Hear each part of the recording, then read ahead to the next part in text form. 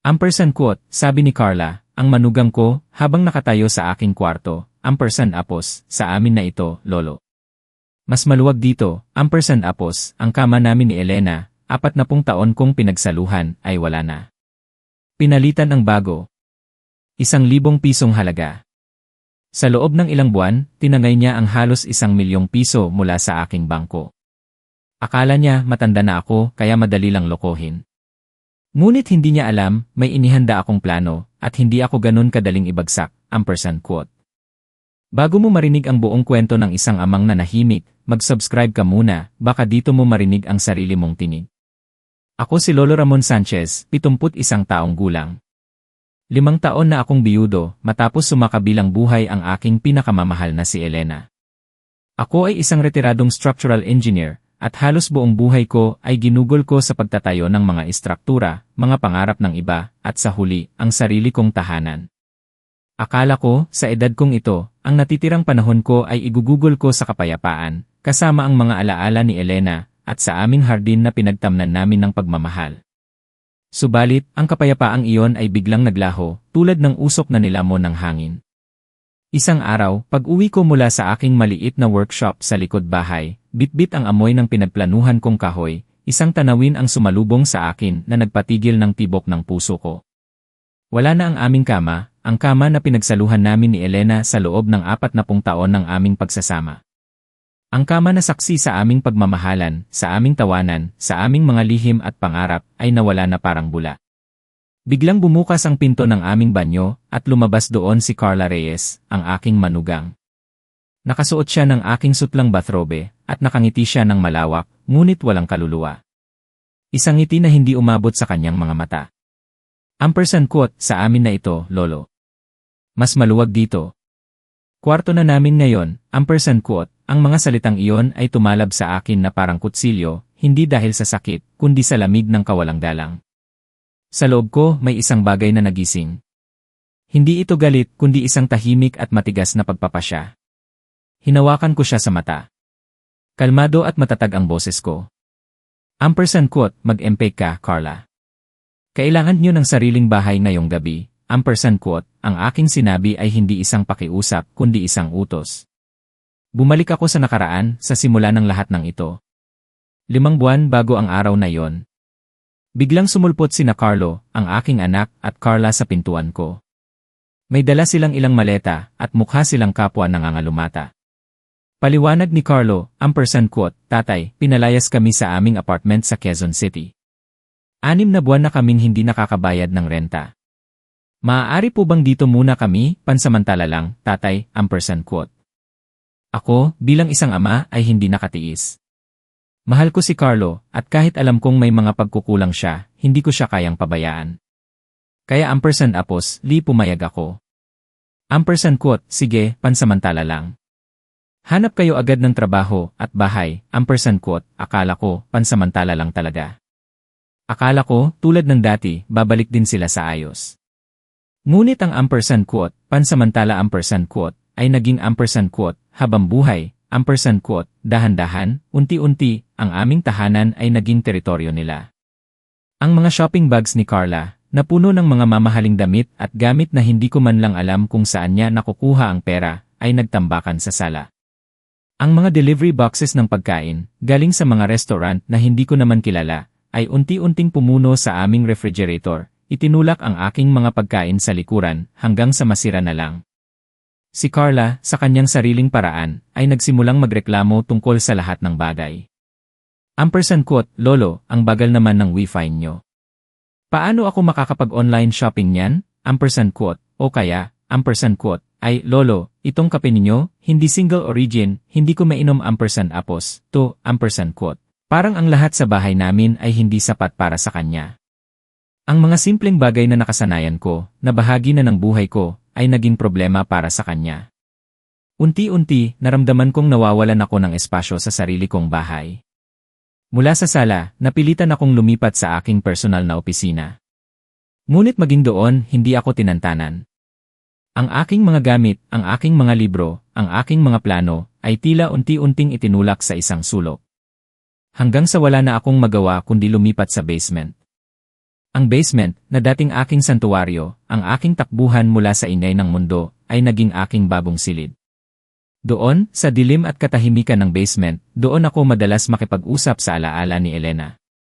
Naaalala ko ang kanyang boses, ang kanyang halakhak. Naaalala ko ang kanyang pagmamahal sa mga simpleng bagay, ang kanyang pagpapahalaga sa bawat sulok ng bahay na ito. Ngunit maging ang mga alaala ay tila nababalot na rin ng anino ng pananakop.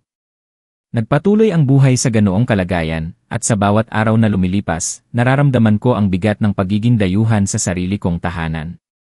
Ang pagkawala ng aming kama ay hindi lang isang bagay, ito ay simbolo ng lahat ng nawala. Sa loob ng ilang buwan, tinangka kong intindihin si Carla. Sinubukan kong maging mapagpasensya, tulad ng lagi kong itinuturo kay Carlo. _ Ramon, ang pasensya ay isang gintong susi, _ madalas sabihin ni Elena. Ngunit ang susi na iyon ay unti-unting kinakalawang, at ang aking pasensya ay unti-unting nauubos. Nagsimula ang pananakop ni Carla sa maliliit na bagay, ngunit sa paglipas ng panahon, naging mas malinaw ang kanyang paglapastangan. Isang araw, pinansin niya ang aming Persian rug, ang rug na pinag-ipunan namin ni Elena, ang aming pinakamamahal na alaala ng aming ika-40 anibersaryo. _ Lolo, ang luma na nitong carpet niyo. Mukhang pangit sa litrato.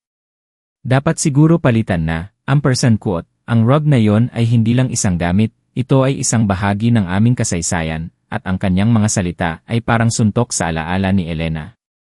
Hindi ko ininda. Sinubukan kong manahimik. Ngunit ang paglapastangan ay nagpatuloy. Isang hapon, nakita ko si Carla gamit ang isa sa aking paboritong pait. Ang pait na yon ay bigay pa ng aking ama, matibay at matalim. Ngunit ginagamit niya ito para kaskasin ang kung anumang nakadikit sa sahig. Nang makita ko, huli na. Bali na ang dulo. Buong ingat ko itong inayos, pinatalim muli, sinusubukang ibalik sa dati nitong ayos. Habang abala ako sa paghasa ng pait, lumabas si Carla, bitbit ang kanyang cellphone, at nagtatype ng may kasamang pag-irap.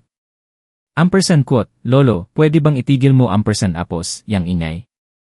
Sinisira mo ang audio ng video ko, _ ang mga salitang iyon ay nagpatigil sa akin, hindi dahil sa utos niya, kundi dahil sa pagkaunawa. Hindi lang ito tungkol sa video niya. Ito ay isang pag-atake. Isang pag-atake sa aking kapayapaan, sa aking espasyo, sa aking mga pinahahalagahan. Ngunit ang pinakamasakit sa lahat ay ang nangyari sa cobalt blue vase ni Elena. Ang vase na yon ay regalo ko sa kanya noong kami ay ikinakasal, isang pamana mula sa aking ina. Inilagay niya ito sa aming sala, at sa loob ng maraming taon, naging simbolo ito ng aming pagmamahalan, ng aming pamilya. Isang gabi, habang kumakain kami ng hapunan, narinig ko ang malakas na kalabog. Tumakbo ako patungo sa sala, at nakita ko si Carla, nakatayo sa tabi ng basag na vase. Nakakalat sa sahig ang mga piraso ng asul na salamin. _ Ay lolo, patawad po. Hindi ko sinasadya. Nadulas lang po ako, _ nandoon ang paghingi ng tawad, ngunit ang kanyang mga mata ay walang emosyon. Nakita ko ang kalkulasyon, ang malamig na pagpaplano sa kanyang mga tingin. At pagkatapos, ang mga salita na nagpasira sa akin, tuluyan. _ Sa totoo lang, lolo, luma na rin naman _ yan. Siguro basag na _ yan dati pa, _ ang kanyang mga salita ay parang lason na kumalat sa aking dugo, hindi lamang sa vase, kundi sa alaala ni Elena, sa aking sariling halaga. Naramdaman ko ang pagdami ng init sa aking dibdib. Gusto kong sumigaw. Gusto kong magalit. Gusto kong sabihin sa kanya na umalis siya, na wala siyang karapatan sa bahay na ito. Ngunit pinigilan ko ang sarili ko. Hininga ko ng malalim. Sa sandaling iyon, naintindihan ko. Hindi ito tungkol sa inis, ito ay tungkol sa pagwasak. Ipinakita niya sa akin kung gaano siya kalayo handang gawin, at alam kong binigyan niya ako ng permiso para gawin ang kinakailangan. Ang aking pasensya ay bumagsak. Ang aking pagiging mapagbigay ay nagwakas. Isang bagong Lolo Ramon ang nagsimulang lumitaw, isa na hindi na lamang magmamasid, kundi gagawa ng hakbang. Pagkatapos ng insidente sa vase ni Elena, isang tahimik na pagbabago ang naganap sa akin. Hindi na ako ang Lolo Ramon na mapagpasensya at mapagparaya. Ang init ng galit ay naging malamig na bakal, pinanday sa desisyon. Kinabukasan, maaga akong lumabas ng bahay, patungo sa isang paborito kong cafe, kung saan madalas kaming magkita ng aking matalik na kaibigan, si Mang Tonyo. Pagkatapos kong magsalita, uminom siya ng kape, at tumingin sa akin ng seryoso. Quote, Lolo Ramon, mabuti kang tao, pero masyado kang malambot sa batang Apos, yan. At ang asawa niya ay hindi lang tamad, siya ay mandaragit. Quote, ang mga salita ni Mang Tonyo ay nagbigay ng katotohanan sa aking nararamdaman, isang kumpirmasyon na hindi ako nag-iisa sa aking pagdududa. Pagkatapos ng aming pag-uusap, diretso ako sa isang tindahan ng electronics. Bumili ako ng 4 na maliliit na wireless security camera. Hindi ko ito itinago ng lubusan, ngunit hindi ko rin ipinagsigawan. Buong ingat ko itong inilagay sa mga estratehikong lugar sa bahay, sa sala, sa pasilyo, at sa kusina. Nang makita ito ni Carlo, nagtanong siya. Quote, Tatay, para saan po Apos, yan? Quote, kalmado akong sumagot, Quote, para sa seguridad laban sa pagnanakaw sa kapitbahayan, Quote, ngunit alam naming dalawa, hindi ito tungkol sa pagnanakaw ng kung sino man mula sa labas. Nagsimula akong magmasid, hindi lamang sa aking mga kamera, kundi pati na rin sa online banking. Sa bawat linggo, sinusuri ko ang aking mga transaksyon. At doon, nakita ko ang pattern. May mga maliliit na withdrawal, 5,000, 10,000, 20,000 na nagpapatuloy sa loob ng 3 buwan. Ang beneficiary, Quote, Breezy Holdings Lalay, Quote, hindi ko ito kilala. Sinubukan kong alamin kung ano ito, at nalaman kong ito ay isang shell company, isang kumpanyang walang aktwal na operasyon na nakarehistro sa pangalan ni Carla. Ang kabuuan ng mga transaksyon ay umabot na sa mahigit 750,000. Isang malaking halaga na kinuha mula sa aking hirap na pinag-ipunan. Isang gabi, kinausap ko si Carlo tungkol sa usapan naming renta na 25,000 kada buwan. Nanginig siya at nag-alangan siyang sumagot. Quote, Tatay, si Carla po kasi, kailangan niya ng puhunan para sa Apos, Breezy Holdings Apos, para po sa online business niya. Kaya po, medyo nagipit kami, Quote, ang paliwanag ni Carlo ay parang dagdag na patunay sa aking mga hinala. Hindi lang si Carla ang problema, kundi pati na rin ang kahinaan at pagkabulag ni Carlo. Kinabukasan, agad akong tumawag sa bangko. Isang desisyon ang nabuo sa akin, isang desisyon na magpapalit sa takbo ng aming buhay. Ipinasara ko ang lahat ng aking bank accounts, at inilipat ang aking mga pondo sa isang trust account na ako lang ang may access. Hindi nagtagal, nalaman ni Carla ang tungkol dito, ang kanyang galit ay nagulantang sa buong bahay. Quote, Lolo, bakit niyo ginawa Apos, yan? Mana ni Carlo Apos, yan. Wala kayong karapatan, Quote, ang kanyang mga salita ay puno ng pagkamuhi, ng pag-angkin sa isang bagay na hindi naman sa kanya. Ngunit sa pagkakataong ito, hindi na ako natinag. Tinignan ko siya ng diretsyo sa mata, at sa isang tinig na walang emosyon, sinabi ko, Quote, Carla, ito ay financial abuse sa matatanda. Krimen ito, Quote, ang mga salitang iyon ay nagpatahimik sa kanya, ngunit alam kong hindi pa ito tapos. Nag-aaral na ako tungkol sa Quote, Breezy Holdings, Quote, at naghahanda na ako para sa susunod na hakbang. Mga minamahal kong tagapakinig, kung kayo ang nasa sitwasyon ko, ano ang una ninyong gagawin? Ibahagi ang inyong mga saloobin sa comment section. At kung nagustuhan niyo ang kwentong ito, huwag kalimutang mag-like at mag-subscribe sa channel para sa susunod na kabanata ng aking paghihiganti. Ang pagpapasara ng aking mga account ay nagdala ng isang kakaibang katahimikan sa bahay. Ngunit alam kong ang katahimikan na iyon ay simula pa lamang ng isang malaking bagyo. Kinailangan kong maging handa. Kinailangan kong gumawa ng mga legal na hakbang. Kaya Apos, isang hapon, nagtungo ako sa opisina ni Atty. Sofia de la Cruz. Si Atty. Sofia ay isang babaeng halos 40 ang edad, matalas ang pag-isip at profesional sa kanyang pananalita. Sinalubong niya ako ng may ngiti at inalok ako ng kape. Sinimulan ko ang aking kwento mula sa pagdating ni Carlo at Carla, ang kanilang Quote, pananakop Quote, sa aking bahay, ang pagbasag ng aking mga alaala, at ang pagtuklas ko sa kanilang pandaraya sa aking pera. Nakinig siya ng mabuti, walang putol, walang paghuhusga. Nang matapos ako, tumango siya. Quote, Lolo Ramon, ang inyong naranasan ay financial abuse sa matatanda. Ito ay isang krimen dito sa Pilipinas, Quote, ang kumpirmasyon niya ay nagbigay sa akin ng kakaibang ginhawa, na hindi ako nag-iisa sa aking laban. Pagkatapos, iniabot ko sa kanya ang 2 sobre. Ampersand quote, ito ang aking huling habilin at testamento, at ito naman ang kay Elena. Ampersand quote, tiningnan niya muna ang aking testamento. Tipikal, iniwan ko ang lahat kay Carlo pagkatapos kong pumanaw. Ngunit nang basahin niya ang testamento ni Elena, nagbago ang kanyang ekspresyon. Mula sa neutral, naging gulat, pagkatapos ay naging puno ng paghanga. Ampersand quote, Lolo Ramon, ampersand quote, sabi niya, habang itinuturo ang isang partikular na bahagi, ampersand quote, ang inyong asawa ay napakatalino. Mayroon siyang inilagay na ampersand apos, usufructo vitalicio ampersand apos, sa testamento. Nangangahulugan ito na mayroon kayong karapatan na manirahan sa bahay na ito habang kayo ay nabubuhay, ampersand quote, isang ginhawa ang naramdaman ko. Ito ang una kong balita. Ngunit ang pinakaimportanteng bahagi ay ang sumunod. Ampersand quote, pero mayroon din siyang clause 4e dito, Lolo Ramon. Ito ay isang ampersand apos, klausula ng kawalang kakayahan at sa pilitang pagpapaalis ampersand apos. Ampersand quote, ipinaliwanag niya na kung ako raw ay pumanaw, o kung pilitin akong umalis sa bahay na labag sa aking kalooban, o kung ipahayag na ako ay wala ng kakayahan at ililipat sa isang pasilidad ng pangmatagalang pangangalaga, ang karapatan ko sa usufrukto ay agad na magwawakas. At ang twist, ang pinakamalaking pagbubunyad. Ampersand quote, at sa ganoong sitwasyon, Lolo Ramon, ang pagmamay-ari ng bahay ay ililipat. At ang bahay ay kailangang ibenta. Ang mapagkukunan ng pera ay hahatiin 50-50. 50% para kay Carlo Sanchez, at ang 50% naman ay para sa ampersand apos, Elena Sanchez Scholarship Fund ampersand apos, ampersand quote, huminto siya. Ampersand quote, ang ampersand apos, Elena Sanchez Scholarship Fund ampersand apos, ay isang charitable scholarship fund na itinatag ni Lola Elena upang tustusan ang full scholarship para sa mga kababaihang kumukuha ng structural engineering sa University of the Philippines Diliman College of Engineering, ampersand quote. Nabigla ako.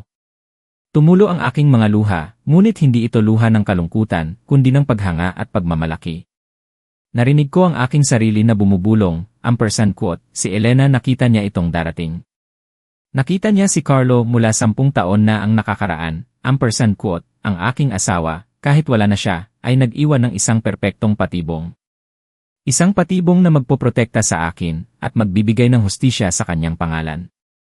Ang pinakamahalaga sa lahat, alam kong walang alam si Carla at Carlo tungkol sa clause 4e. Pagkatapos kong ipasara ang mga bank accounts ko at malaman ang tungkol sa testamento ni Elena, isang nakakatakot na katahimikan ang bumalot sa bahay. Wala nang ingay, walang masiglang usapan, walang tawa. Si Carla at Carlo ay umiiwas sa akin, nag-uusap sa mahinang bulong, at ramdam ko ang tensyon sa bawat sulok.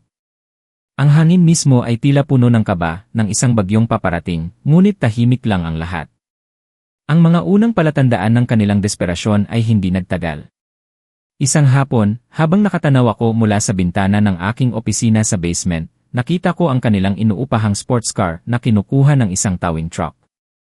Ang kanilang pinagmamayabang na sasakyan, na tila simbolo ng kanilang luho, ay wala na. Nagpatuloy ang katahimikan, ngunit sa loob ko, alam kong ang kanilang mga plano ay unti-unting nabubuo, puno ng pagkamuhi at paghihiganti. Upang mapanatili ang aking sarili na matalas at mapanuri, pinanatili ko ang aking nakaugalian.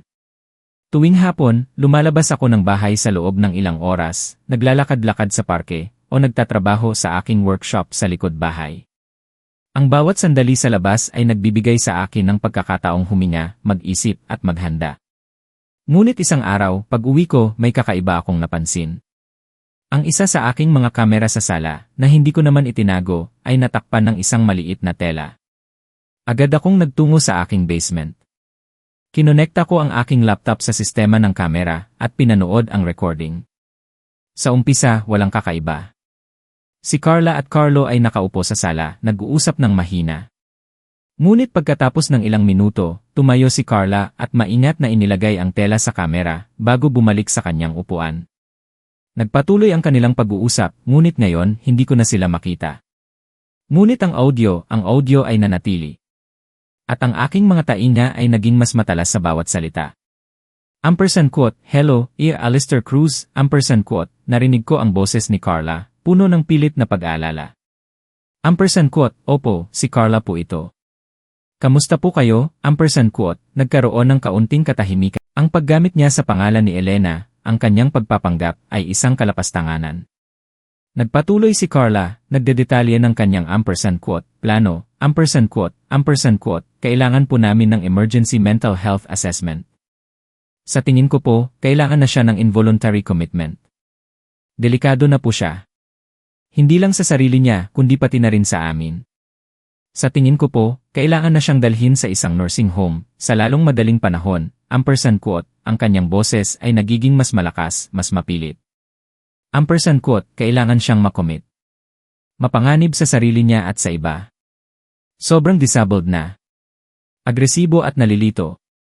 Paranoid, ampersand quote, ang bawat salita ay parang suntok. Ang bawat paglalarawan ay isang kasinungalingan, isang pagtatangka na sirain ang aking pagkatao, ang aking dignidad. Ang kanyang balak ay malinaw, malinaw na parang kristal. Gusto niya akong ilagay sa isang nursing home. Gusto niyang sirain ako at ang aking mga alaala. Sa sandaling iyon, sa loob ng katahimikan ng aking basement, naintindihan ko ang buong lawak ng kanyang pagtatangka. Ito ang kanyang desperadong balak. Nais niyang i-activate ang ampersand quote, klausula ng kawalang kakayahan, at sa pilitang pagpapaalis ampersand quote, sa testamento ni Lola Elena. Nais niyang ipahayag akong wala ng kakayahan, para makuha niya ang bahagi ni Carlo sa bahay na ito. Ang kanyang kasakiman ay walang hanggan. Matapos ang tawag ni Carla, na may huling paalala sa peking doktor na siguraduhin ang ampersand quote, emergency assessment ampersand quote, sa lalong madaling panahon, pinatay ko ang recording. Ang galit na naramdaman ko ay hindi na mainit at nag-aapoy, kundi malamig at determinado. Hindi na ako nanginginig. Sa halip, naramdaman ko ang isang kalmadong pagtanggap sa digma ang aking kinakaharap. Agad kong kinuha ang aking cellphone. Hinanap ko ang numero ni Mang Tonyo.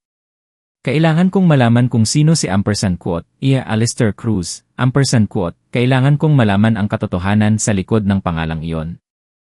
At kailangan kong maging handa. Ang laban ay nagsisimula pa lamang, at sa pagkakataong ito, hindi na ako ang biktima. Kinaumagahan, maaga pa, bago pa sumikat ang araw ng buo, nagulantang ako sa tunog ng aking cellphone. Si Mang Tonyo. Ang kanyang boses sa kabilang linya ay puno ng pagmamadali, ngunit may kakaibang tono ng pagtatagumpay na nagpagaan sa aking loob, tulad ng pagtanglaw ng pag-asa sa dilim. Ampersand quote, Ramon, nakuha ko na ang impormasyon tungkol kay ampersand Apos, Alistair Cruz ampersand Apos, ampersand quote, agad akong umupo sa aking silya sa basement, ang aking puso ay bumibilis sa pag-asa at kaba, handang makinig sa bawat detalye. Malinaw at tumpak ang mga salita ni Mang Tonyo.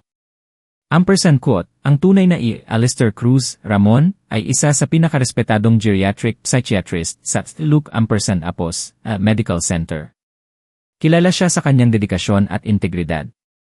Nakapagtanong ako sa ilang kakilala sa medical na larangan at ang balita ay isa. Si A.I. Cruz ay kasalukuyang nasa bakasyon sa Hawaii, matagal nang nakaplano. Hindi pa siya babalik sa loob ng isang linggo. Imposibleng siya ang bumisita sa iyo, ampersand quote, ang bawat salita ni Mang Tonyo ay parang isang piraso ng puzzle na unti-unting bumubuo sa buong larawan. Ang impormasyong iyon ay tumalab sa akin na parang kuryente, nagpatibay sa aking mga hinala at nagpakita sa akin ng buong lawak ng kanilang kasakiman.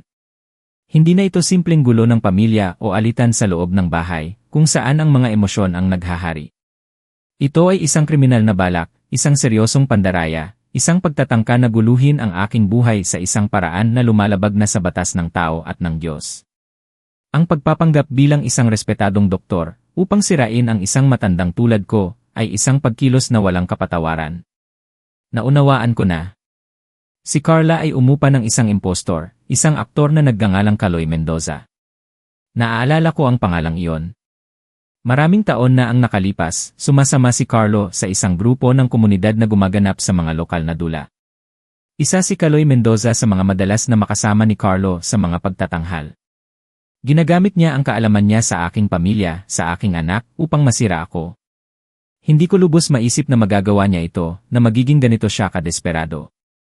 Ang kanyang hangarin ay hindi lamang makuha ang aking pera, kundi sirain ang aking pagkatao, ang aking katinuan, at paalisin ako sa aking sariling tahanan. Isang malamig na determinasyon ang bumalot sa akin, isang pakiramdam ng katiyakan na kailangan kong gumawa ng hakbang.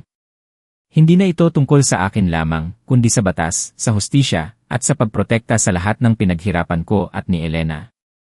Sa loob ko, may isang boses na nagsalita, malinaw at matalas, tulad ng isang inhinyero na nakakita ng depekto sa isang istruktura.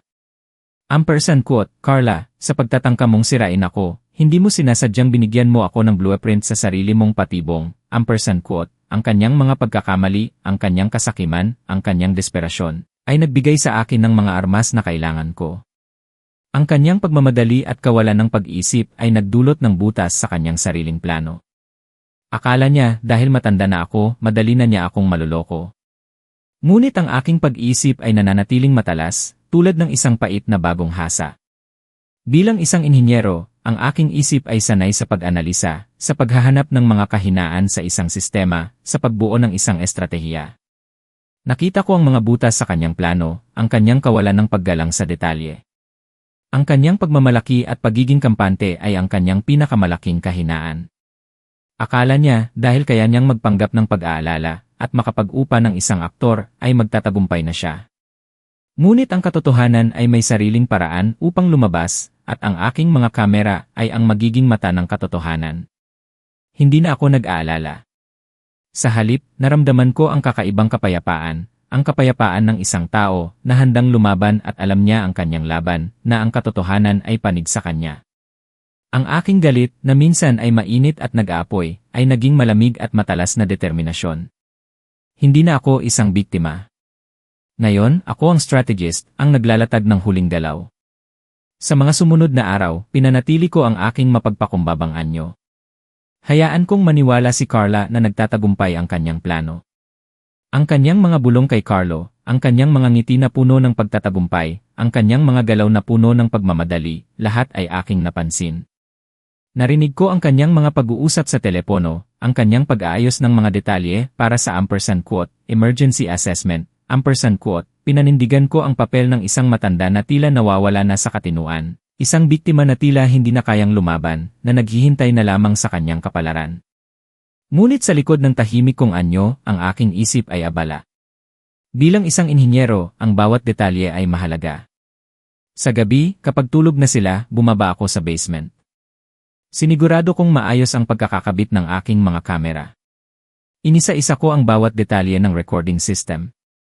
Kinonekta ko ang bawat kamera sa isang hiwalay na recorder, para masiguro na kung isa man ang masira, mayroon pa ring backup. Sinigurado ko na malinaw ang bawat anggulo, na ang bawat tunog ay malinaw na maririnig. Ang bawat sentimetro ng espasyo, ang bawat segundong pag-uusap ay mahalaga. Ang aming bahay ay magiging isang tanghalan, at ang bawat ebidensya ay magiging isang saksing hindi magsisinungaling. Inihanda ko ang lahat. Ang aking mga ebidensya, ang aking mga salita, ang aking sarili. Hindi ako atras. Panahon na para bumagsak ang maskara. Naramdaman ko ang paglamig ng hangin, ang pagtaas ng kurtina. Handa na ako para sa huling pagtatanghal, isang pagtatanghal kung saan ang katotohanan ang maghahari, at ang hustisya ang magtatapos. Ang aking puso ay kalmado, ang aking isip ay matalas, at ang aking espiritu ay matatag. Sa wakas, ang oras ay dumating, eksaktong 10:00 ng umaga, tumunog ang doorbell. Ang tunog na iyon ay tumalab sa aking mga buto, hindi dahil sa kaba, kundi sa isang matinding pag-asam. Ito ang simula ng lahat, ang sandali ng katotohanan. Kalmado akong naglakad patungo sa pintuan mula sa aking basement, ang aking puso ay tahimik at matatag, ngunit ang aking isip ay matalas, handang-handa sa bawat galaw at salita. Binuksan ko ang pinto. Sa aming beranda, nakatayo ang 3 tao, ang kanilang presensya ay tila nagpapabigat sa hangin. Si Ginang De La Rosa mula sa ESG, nakasuot ng uniforme, mayroong dalang folder, at isang seryosong ekspresyon na puno ng propesyonal na pagdududa. Sa tabi niya ay ang lalaking nagpapanggap na ampersand quote, Alistair Cruz, ampersand quote, na ngayon ay alam kong si Kaloy Mendoza, ang aktor na may pilit na propesyonal na ngiti, ngunit may bahid ng kaba sa kanyang mga mata. At sa likuran nila ay isang malaking lalaking nurse, na tinawag ni Carla na Kuya Berto, na may dalang malaking bag na tila naglalaman ng mga kagamitan sa ospital, ang kanyang mga mata ay blanko at walang emosyon. Biglang sumugod si Carla mula sa likuran ko, ang kanyang paglabas ay puno ng drama at pagpapanggap. Ang kanyang mukha ay puno ng matinding pag-aalala, ang kanyang mga mata ay luhaan, at ang kanyang boses ay nanginginig sa takot na tila galing sa isang telenovela. Ampersand quote, "O lolo, mabuti naman at narito na sila.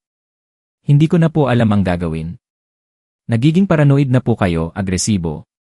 Tinatawag niyo pa po ako kung minsan na Lola Elena, ang inyong asawang sumakabilang buhay na." Ampersand quote, "Ang kanyang mga luha ay umaagos ng walang humpay, isang perpektong pagganap, ngunit sa aking paningin, ito ay isang nakakasuklam na palabas." Ampersand quote, "Para po sa inyong kapakanan, at sa kapakanan naming lahat, nakapag-down payment na po kami sa Golden Haven, isang magandang nursing home. Doon po kayo magiging ligtas." Ampersand quote. Lumapit si Ampersand quote, "ER Cruz." Ampersand quote, "Sa akin, sinusubukang magpanggap ng otoridad." Ang kanyang boses ay malumanay, ngunit may pagtatangkang maging makapangyarihan. Ampersand quote, "Ginoong Sanchez, kalma lang po kayo. Kailangan po nating dalhin si Lolo Ramon sa pasilidad para sa kanyang kapakanan. Para na rin po ito sa inyong kapayapaan, Ginang Sanchez." Ampersand quote, "Nagtangka siyang hawakan ako sa braso, ang kanyang paghawak ay tila nagpapahiwatig ng pagkontrol, ngunit umiwas ako ng bahagya. Ang kanyang paghawak ay tila nagpapahiwatig ng pagkontrol, ngunit hindi ako magpapakontrol. Ang aking mga mata ay kalmado, ngunit matalim, sinusuri ang bawat galaw nila." Ampersand quote, "Golden Haven, hindi ba?" Ampersand quote, kalmado kong tanong, pinipigil ang anumang emosyon sa aking boses. Tinitingnan ko ng diretsyo si Ginang De La Rosa, na tila nagulat sa aking tinig na walang bahid ng pagkahibang. Ampersand quote, "Ang nursing home na yon, kung saan kayo nagbayad ng 80,000 piso para sa non-refundable down payment. Tama ba, Ginang Reyes?" Ampersand quote, ang aking mga salita ay tumalab sa kanya na parang balisong. Biglang nawala ang kanyang mga luha, at ang kanyang mukha ay naging puti, ang kanyang ngiti ay naglaho, napalitan ng gulat. Nagpatuloy ako, ang aking tinig ay matatag. Ampersand quote, "At hindi ba, Ginang Reyes, ginamit niyo ang aking ninakaw na American Express card para sa transaksyong iyon? Isang transaksyon na ginawa noong nakaraang linggo, noong hindi ko pa alam na pinaplano mo na ang lahat ng ito." Ampersand quote, ang bawat salita ko ay tila nagpapahirap kay Carla, na tila nawawalan na ng hininga. Lumipat ang tingin ko kay Ampersand quote, "ER Cruz." Ampersand quote, ang kanyang mukha ay pawisan, at ang kanyang mga kamay ay nanginginig. Ampersand quote, "At ikaw?" Ampersand quote, sabi ko, lumapit kay Ampersand quote, "ER Cruz." Ampersand quote, ang aking tinig ay tumalab sa kanya tulad ng isang babala.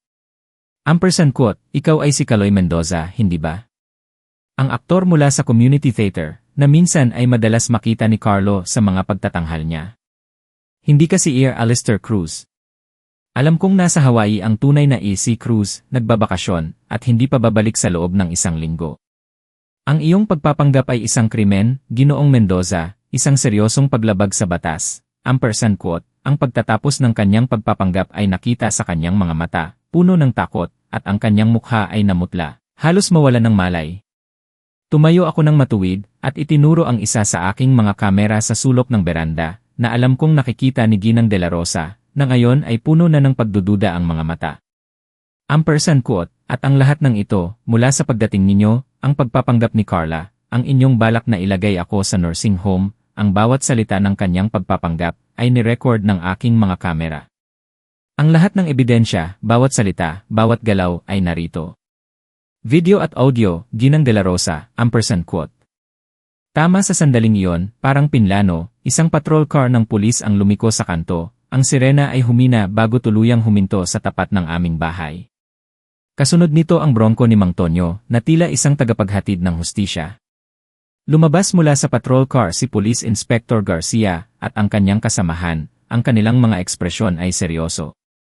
Lumabas din si Mang Tonyo mula sa kanyang sasakyan, na may bitbit na ilang papeles at isang seryosong ekspresyon. Ampersand quote, "Inspector Garcia." Ampersand quote, sabi ko, ang aking boses ay malakas at malinaw, tinitiyak na maririnig ng lahat ng nakatayo sa beranda. Ampersand quote, "Nais kong i-report ang isang kaso ng pagnanakaw ng mahigit 750,000 piso, isang konspirasyon upang gumawa ng pandaraya, pagpapanggap bilang isang doktor, at paghaharap ng maling ulat sa ESG upang pilitin akong pumasok sa isang nursing home at agawin ang aking bahay.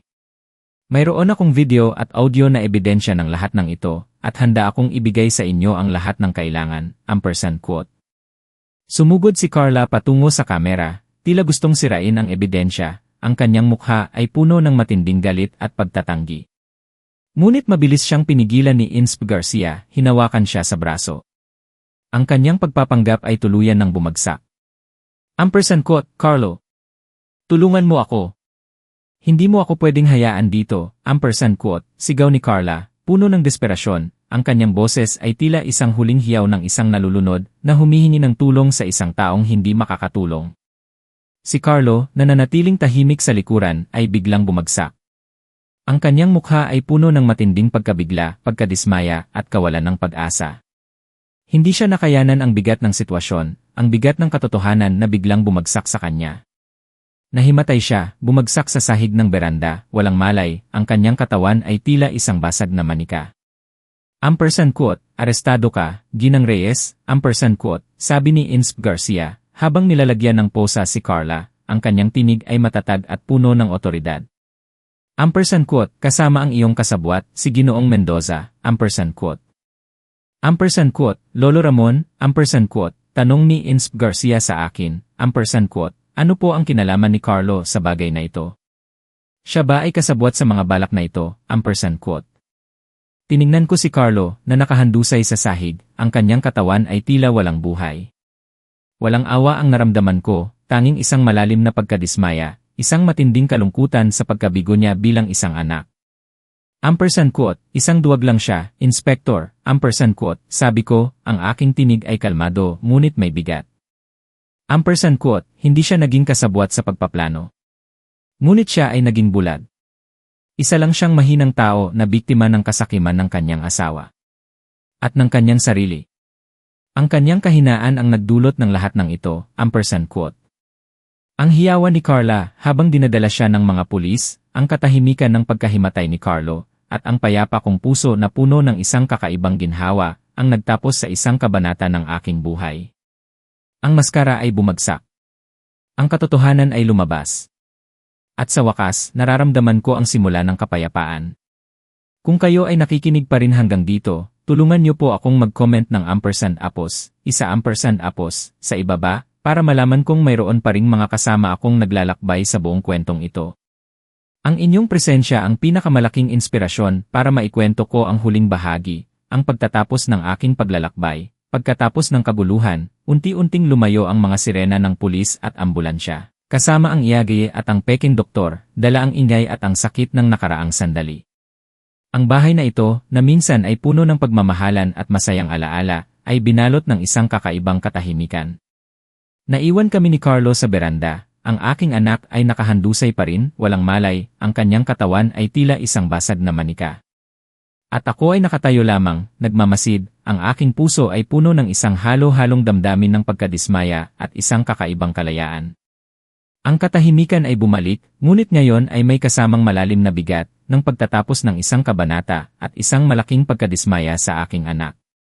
Matagal bago nagising si Carlo mula sa kanyang pagkakahimatay. Ang mga oras ay lumipas ng mabagal, ang bawat segundo ay tila isang walang katapusang paghihintay. Nang magmulat siya ng mata, una niyang hinanap ang aking mukha, puno ng katanungan, ngunit walang bahid ng pagsisisi o pag-aalala para sa akin. Ang kanyang mga mata ay nanatiling puno ng sarili niyang kapakanan, walang pagmamalasakit. Ampersand quote, ano na ngayon, tatay, ampersand quote, ang kanyang unang tanong, walang bahid ng pag-aalala sa nangyari sa kanyang asawa o sa kanyang sariling kalagayan, tanging pag-asa sa kanyang boses. Isang pag-asa na nakatuon lamang sa kanyang pansariling kapakinabangan. Ampersand quote, wala na si Carla. Ibibenta mo na ampersand apos, ampersand apos, di ba? Pwede na nating paghati-hesyan ang pera, ampersand quote, ang mga salitang iyon ay tumalab sa akin na parang lason na tumalab sa aking dugo, nagpakita sa akin na kahit anong mangyari, gaano man kalaki ang kaguluhan, ang kanyang kasakiman ay hindi kailanman nagbago. Ang kanyang puso ay nanatiling nakatuon sa materyal na bagay, sa pagkuha ng kung ano ang sa tingin niya ay karapatan niya. Umupo ako sa tabi niya, ang aking tinig ay kalmado, walang emosyon, tinitigan ko siya ng diretsyo sa mata. Sinusubukang makita ang anumang bahid ng pagbabago, ngunit wala akong nakita. Ampersand quote, Carlo, alam mo ba ang tungkol sa testamento ni Lola Elena? Ampersand quote, tumingin siya sa akin nang nagtataka, at napansin ko ang isang bahagyang kilabot sa kanyang mga mata nang marinig ang pangalan ng kanyang ina. Nangangahulugan ito na may karapatan akong manirahan sa bahay na ito habang ako ay nabubuhay. Hindi niya ako kailanman pababayaan. Naisip na niya ang lahat ng posibleng mangyari, ampersand quote. Nagpatuloy ako, ipinapaliwanag ang buong clause 4i, ang ampersand quote, klausula ng kawalang kakayahan at sa pilitang pagpapaalis, ampersand quote, ang bawat salita ay binigkas ko ng dahan-dahan. Upang masigurong nauunawaan niya ang bawat punto, bawat detalye ng kanyang ina na naglatag ng patibong na ito.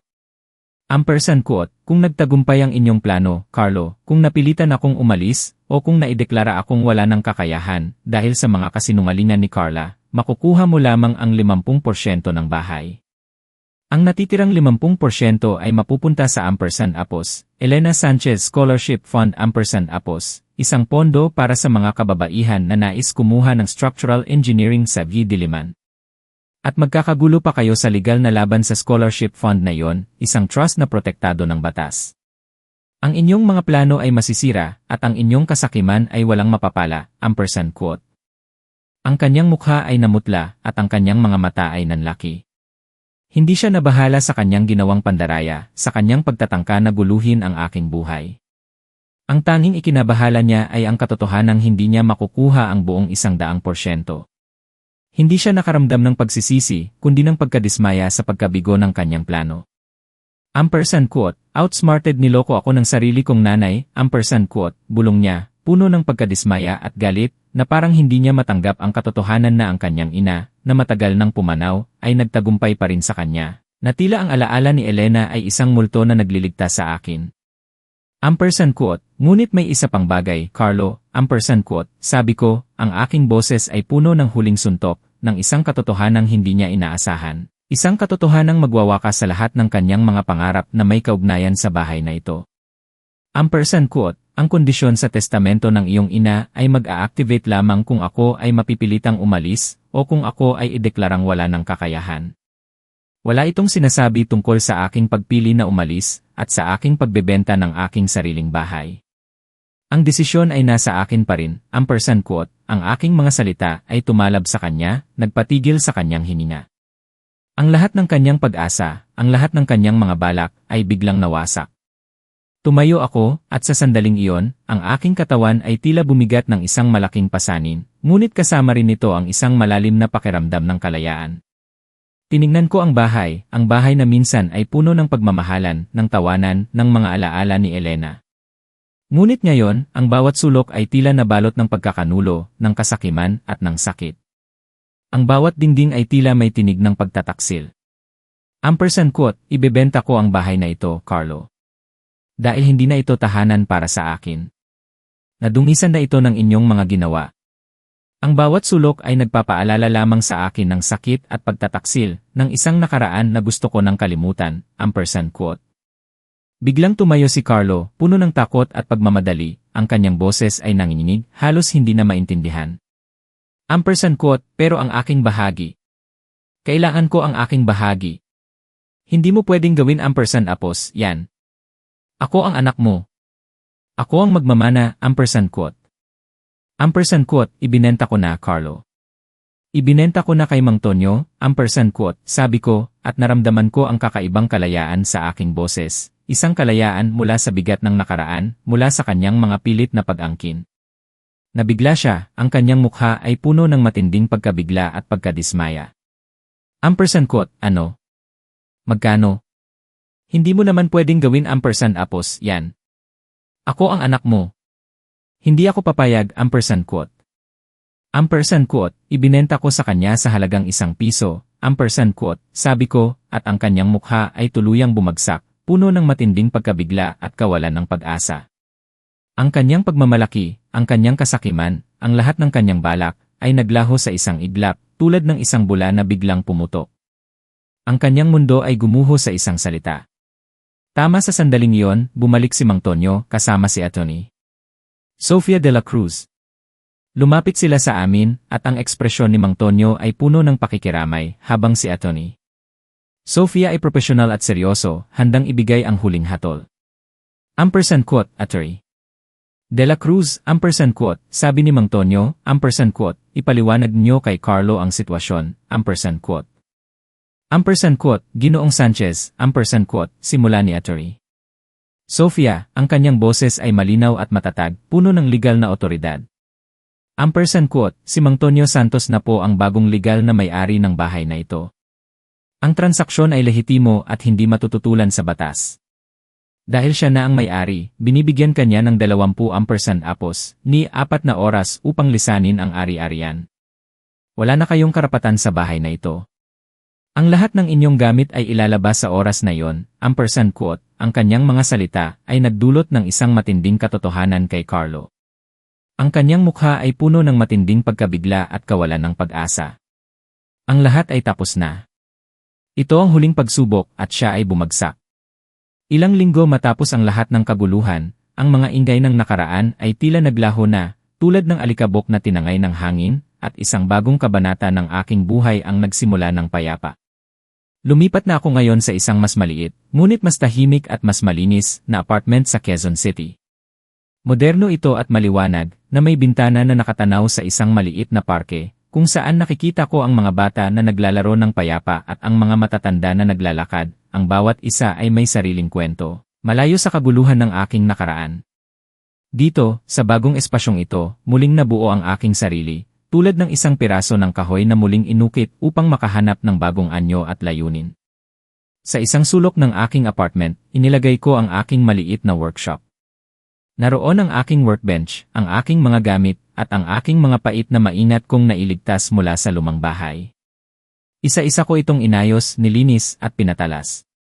Ang bawat pait ay may sariling kwento, bawat isa ay isang alaala ng mga proyektong aking nagawa, ng mga ideyang aking nabuo. Sa bawat paghasa ko sa mga kasangkapan, nararamdaman ko ang pagbabalik ng aking kapayapaan, ng aking sarili, ng aking pagkatao na tila nawala sa loob ng mahabang panahon. Ang simple ngunit mabusising trabaho ay nagbibigay sa akin ng kasiyahan, ng pagiging kapaki-pakinabang, ng isang koneksyon sa mundo na tila nawala. Ang pagbebenta ng bahay sa halagang ₱1 kay Mang Tonyo ay hindi lamang isang simpleng transaksyon. Ito ay isang strategic na hakbang, isang desisyon na binuo sa loob ng aking isip bilang isang inhinyero, na binuo ng maingat na pagpaplano at pag-aanalisa. Ito ang naging paraan para magkaroon ng agarang legal na kapangyarihan si Mang Tonyo na paalisin si Carlo, nang hindi na kinakailangan pang sundin ang mga kondisyon sa testamento ni Elena na tungkol sa pagpapalit ng pagmamay-ari kung ako ay mapipilitang umalis o ideklara na wala ng kakayahan. Sa madaling salita, nalampasan namin ang patibong ni Elena sa isang paraan na nagligtas sa akin at nagbigay ng agarang solusyon sa isang komplikadong problema. Ang plano ko, na binuo sa loob ng katahimikan ng aking basement, ay nagtagumpay ng buo, isang patunay sa katotohanan na ang tunay na lakas ay nasa katalinuhan at hindi sa galit. Bilang bagong may-ari, mabilis na ibinenta ni Mang Tonyo ang bahay sa open market, sa buong halaga nito na ₱18 milyong. Hindi siya nagtangkang kumuha ng kahit anong komisyon o pabor, kahit isang sentimo.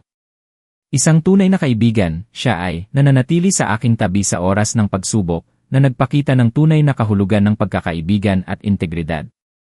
At lahat ng perang iyon ay inilipat niya sa isang bagong bank account, na ligtas at ako lamang ang may kontrol. Ang aking kinabukasan ay secured, at ang aking kapayapaan ay nabalik. Ang aking mga pag-ipon ay protektado, at ang aking mga pangarap para sa isang tahimik na pagtanda ay muling nabuhay, mas malinaw at mas makabuluhan kaysa dati. Naaalala ko ang mga araw na inakala kong mamamatay ako sa lumang bahay. Naaalala ko ang bawat sulok nito, ang bawat alaala na nakakabit sa mga dingding. Ang mga alaala ng tawanan ni Elena, ang aming mga pag-uusap sa hardin, ang aming mga pangarap na binuo sa loob ng bahay na iyon. Ang mga umaga na magkasama kaming nag-aalmusal, ang mga gabi na magkasama kaming nagdarasal. Ngunit ngayon, naiintindihan ko ng lubos ang isang mahalagang katotohanan. Ang bahay ay bato at semento lamang. Ito ay isang istruktura, isang gusali, na maaaring masira, mabago, o mawala. Ngunit ang mga alaala na gusto kong panatilihin, ang totoong mga alaala ni Elena, bago ang lahat ng ito, ang aming pagmamahalan, ang aming tawanan, ang aming mga pangarap, dinala ko. Wala silang bigat, hindi sila mahirap bitbitin. Sila ay bahagi ng aking kaluluwa, ng aking pagkatao, at walang sinuman ang makakakuha nito mula sa akin. Ang pag-ibig, ang tawanan, ang mga lihim, ang mga simpleng sandali na bumuo sa aming buhay, ang mga iyon ang tunay na kayamanan. Ang mga iyon ang bumubuo sa tunay na tahanan, isang tahanan na nasa loob ng puso, na hindi kayang abutin ng kahit sinong mandaragit. Dito sa bago kong espasyo, sa bawat paghinga, nararamdaman ko ang kalayaan. Kalayaan mula sa bigat ng pagkakanulo, kalayaan mula sa pagnanais na kontrolin ang hindi ko makontrol. Kalayaan mula sa sakit ng nakaraan, mula sa mga anino ng kasakiman. Ang tunay na tahanan ay hindi ang lugar, kundi ang kapayapaan sa loob ng puso, ang integridad ng isang tao. Ito ay ang pakiramdam ng seguridad, ng pagmamahal, at ng paggalang sa sarili. Ito ay ang kakayahang humarap sa bukas ng may pag-asa at pananampalataya. At sa wakas, nahanap ko na ang sa akin, ang aking tunay na tahanan. Ang bawat umaga ay isang bagong simula, puno ng pag-asa at katahimikan. Ang aking kaluluwa ay payapa na. Isang bagong pahina ang aking binubuksan, at handa akong isulat ang bawat kabanata nito nang may panibagong pag-asa at kaligayahan. Isang hapon, habang payapa akong nagbabasa sa aking sala, umiinom ng kape, at pinagmamasdan ang mga ulap na dahan-dahang gumagapang sa kalangitan, tumunog ang intercom. Isang tunog na pamilyar, ngunit nagdulot ng isang bahagyang pag-atubili sa aking dibdib. Tiningnan ko ang screen, at doon ko nakita ang mukha ni Carlo. Payat siya, ang kanyang mukha ay may bahid ng pagod, ngunit may kakaibang kinang sa kanyang mga mata na matagal ko nang hindi nakikita. Nag-atubili ako, sandaling nag-isip. Ang alaala ng kanyang pagkabigo, ng kanyang kahinaan, ay sariwa pa. Ngunit pagkatapos ng ilang sandali ng pag-iisip, isang tinig sa loob ko ang nagsabi na bigyan siya ng pagkakataon. Pinayagan ko siyang umakyat. Kailangan kong makita kung ano ang nagbago, kung may nagbago nga ba talaga sa kanya. Nang bumukas ang pinto, nakatayo si Carlo. Payat siya, mas manipis kaysa dati, ang kanyang mga buto ay tila mas lantad. Nakasuot siya ng isang malinis na uniforme ng isang delivery company, ang kulay asul na tela ay tila nagpapahiwatig ng isang bagong simula. Ang kanyang mga mata, sa unang pagkakataon sa loob ng maraming taon, ay tila malinaw, walang bahid ng pagmamalaki o pagkukunwari. Puno ito ng pagod, ngunit may kakaibang kinang ng pag-asa, ng kapakumbabaan. Nagbago ang kanyang tindig. Nagbago ang kanyang boses, hindi na mayabang, kundi mahina at puno ng paggalang. Isang malalim na pagbabago ang nakikita ko, o marahil, isang pagbabalik sa kung sino siya bago ang lahat ng kaguluhan.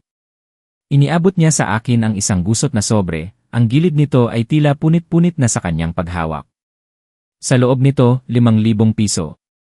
Ang mga perang iyon ay hindi gaanong kalaki para sa akin, ngunit ang kahulugan nito ay napakalaki. Ampersand quote, para po ito, tatay, ampersand quote, sabi niya, ang kanyang boses ay mahina ngunit matatag, puno ng pag-asa at pag-asa sa pagbabago. Ampersand quote, simula po ito ng pagbabayad ko sa mga ninakaw na pera, sa mga nawala sa inyo, dahil sa aking kahinaan at sa aking pagiging bulag. Alam ko pong hindi ito sapat, ngunit magsisimula po ako, ampersand quote. Sinabi rin niya na si Carla ay kumuha ng plea deal, 2 taong probation, at kailangan niyang magbayad ng restitution.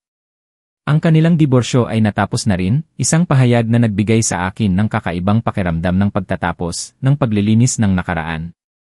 Wala na ang anino ni Carla sa kanilang buhay. Ngunit ang epekto ng kanyang mga ginawa ay mananatili pa rin sa kanila, isang aral na hindi nila kailanman malilimutan. Hindi ko kinuha ang pera. Tiningnan ko lamang siya, at isang ngiti ang sumilay sa aking mga labi, isang ngiti ng pag-unawa, isang ngiti na puno ng kapayapaan at pag-asa. Ampersand quote, hindi na tungkol sa pera ito, Carlo, ampersand quote, sabi ko, ang aking tinig ay malumanay, ngunit may matinding kahulugan. Ampersand quote, ang mahalaga ay ang iyong ginawa. Ang kilos mo. Ang iyong pagkilala sa iyong pagkakamali. Ang pagtangkang bumawi, iyon ang mahalaga. Ampersand quote, bumalik ako sa kusina, at kinuha ko ang 2 tasa ng kape. Ampersand quote, nakapagtimpla lang ako ng kape, Carlo. Pasok ka, ampersand quote. Umupo kami sa sala, uminom ng kape. Tumingin ako sa labas ng bintana, sa mga batang naglalaro sa parke, sa mga dahon ng puno na dahan-dahang nahuhulog. Ang buhay ay nagpapatuloy, kahit anong kaguluhan ang mangyari. Hindi ko alam kung nagbago nga ba talaga si Carlo, o kung magtatagal ang pagbabagong iyon. Ang buhay ay puno ng kawalang katiyakan, at ang pagbabago ay isang mahabang proseso, puno ng pagsubok at pagkabigo. Ngunit sa pagkakataong ito, naramdaman ko ang isang kapayapaan na matagal kong hinahanap. Hindi ito ang kapayapaan ng pagkalimot, kundi ang kapayapaan ng pagtanggap, ng pagpapatawad, ngunit may kasamang malinaw na hangganan.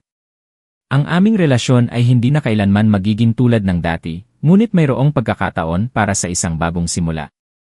Naaalala ko ang mga salita ni Lola Elena, ang kanyang karunungan na nagligtas sa akin sa maraming pagkakataon, ang kanyang mga aral na nanatili sa aking puso at isip. Ampersand quote, hindi mo kontrolado ang ibang tao, tatay, kontrolado mo lang ang mga hangganan mo. Ampersand quote, ang kanyang mga salita ay naging aking gabay, ang aking pundasyon sa pagharap sa lahat ng pagsubok. Sa pamamagitan ng pagtatakda ng mga hangganan, sa pamamagitan ng paglaban para sa katotohanan at katarungan, natagpuan ko ang aking sariling kapayapaan, ang aking sariling kalayaan, at ang aking paggalang sa sarili. Hindi ako naging biktima ng kanilang kasakiman, bagkus, naging isang tagapagtaguyod ng katotohanan. Natagpuan ko ang tunay na kapayapaan.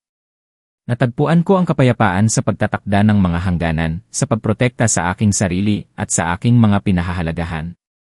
Natagpuan ko ang kapayapaan sa pag-unawa na ang pagiging mabait ay may halaga lamang kung ito ampersand apos, nasa tamang lugar at itinutugma sa tamang kilos, at minsan, ang matalinong pagganti ay hindi isang pagganti para sa masama, kundi isang paraan ng paggising sa moralidad, ng pagpapakita ng katotohanan, at ng pagtatakda ng mga hangganan para sa ikabubuti ng lahat. Ito ay isang aral na itinuro sa akin ni Elena, at ngayon, ito ay aking itinatago sa aking puso. Nakita ko si Carlo na nag-aatubili, ngunit sa huli ay tumuntong sa aking bagong tahanan. Ang kanyang mga mata ay puno ng pag-asa, at sa pagkakataong iyon, naramdaman ko ang isang tunay na ginhawa. At sa wakas, nakahina ako ng maluwag, isang tunay na ginhawa na matagal ko nang hindi naramdaman. Ang kwento ko ay nagtatapos dito, ngunit ang mga aral ay mananatili. Mga aral mula sa kwentong ito. Para sa mga magulang, ang bulag na pagpapakasakit at pagmamahal na walang hangganan ay maaaring humantong sa kapahamakan. Ang pag-unawa sa iyong mga anak, ang pagtuturo ng responsibilidad, at ang pagtatakda ng malinaw na hangganan, kasama ang respeto, ang tanging pundasyon para sa isang matatag at masayang pamilya. Hindi sapat ang pagmamahal kung ito ay walang direksyon at walang disiplina. Kailangan nating tandaan na ang pagbibigay ng lahat ay hindi laging tama. Para sa mga anak, ang halaga ng pasasalamat at responsibilidad ay hindi matutumbasan ng anumang material na bagay. Huwag kailanman ipagwalang bahala ang pagmamahal at paghihirap ng iyong magulang. Ang pagiging makasarili ay maaaring sumira ng pinakamagagandang bagay, at ang mga desisyon na ginawa para sa pansariling kapakinabangan ay may matinding kahihinatnan, hindi lamang sa iyo kundi pati na rin sa iyong mga mahal sa buhay. Mahalaga na matuto tayong magpahalaga sa mga bagay na hindi nabibili ng pera. Sa makabagong panahon, mayroong manipis na linya sa pagitan ng ampersand quote, katarungan at paghihiganti, ampersand quote, sa pagitan ng ampersand quote, katahimikan at aksyon, ampersand quote. Ang kabutihan ay may halaga lamang kung ito ampersand apos, nasa tamang lugar at itinutugma sa tamang kilos, at minsan, ang matalinong pagganti ay hindi isang pagganti para sa masama, kundi isang paraan ng paggising sa moralidad, ng pagpapakita ng katotohanan, at ng pagtatakda ng mga hangganan para sa ikabubuti ng lahat. Ang tunay na lakas ay hindi nasa pagkontrol sa iba, kundi sa pagkontrol sa iyong sarili, at sa pagtatakda ng iyong mga hangganan. Ang katahimikan ay hindi laging kahinaan, minsan, ito ay ang pinakamalakas na sandata. Ang kwento ni Lolo Ramon Sanchez ay nagtatapos dito. Ano sa tingin niyo ang naging desisyon ni Lolo Ramon? May iba pa ba kayong gagawin kung kayo ang nasa sitwasyon niya? Ibahagi ang inyong mga saloobin sa comment section, binabasa ko po ang bawat isa. Kung ang kwentong ito ay nagbigay sa inyo ng pag-isip o nagpakilos ng inyong damdamin, huwag kalimutang mag-iwan ng like, ibahagi sa taong pinaniniwalaan niyong maaantig din, at mag-subscribe sa channel ng Tahimik na Ama upang hindi mapalampas ang susunod na mga misteryo. Magkita-kita tayo sa susunod na kwento at baka sa susunod ikaw na ang bida. Ang kwentong ito ay kathang-isip at ang mga kilos na ipinakita ay hindi dapat tularan sa totoong buhay. Panoorin ito bilang pagninilay tungkol sa mga ugnayan ng tao.